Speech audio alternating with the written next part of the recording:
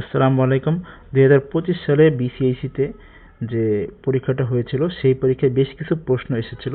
তার মধ্য থেকে আমরা ট্রান্সমিশন লাইনের উপরে একটি ম্যাথ নিয়ে আলোচনা করব। হ্যাঁ, চলুন দেখা যাক। দেখেন প্রশ্নে কি বলা আছে। বলা আছে যে একটা সিঙ্গেল ফেজ ট্রান্সমিশন লাইন পাওয়ার ডেলিভার করে। কত পাওয়ার ডেলিভার করে?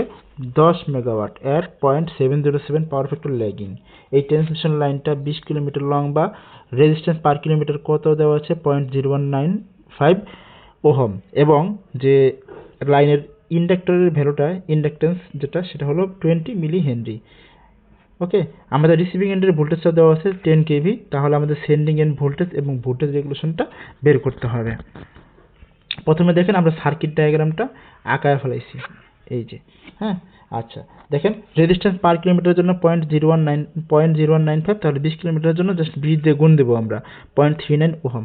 এক্সএল এর মান তারপর আমরা বের করে ফেলেছি 2 পাই এফএল। হ্যাঁ, আর যেহেতু এটা 20 কিলোমিটার লম্বা লাইনটা, এই জন্য শেষে গিয়ে আমরা 20 গুণ করে দিয়েছি। তো পরবর্তীতে ভ্যালুগুলো বসাইলে 125.66 ওহম আসে।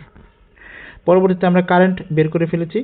Current I is equal to magnitude of current minus at an angle minus cos inverse 0.707।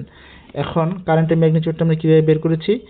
I is equal to P by V cos theta, V cos theta। এই সূত্রের মাধ্যমে আমরা কারেন্টের ম্যাগনিটিউডটা বের করে ফেলেছি। তারপরে জাস্ট আমরা কি করছি? সেন্ডিং এন্ড ভোল্টেজ বের করার জন্য receiving and voltage plus drop across this impedance, এটা করে ফেলেছি। এটা করলেই আমাদের দেখেন এই যে ভ্যালুটা চলে আসছে। হ্যাঁ, পরে সর্বশেষ কন্ডিশনে গিয়ে আমরা জাস্ট ম্যাগনিটিউডটা এরকম বসাইছি।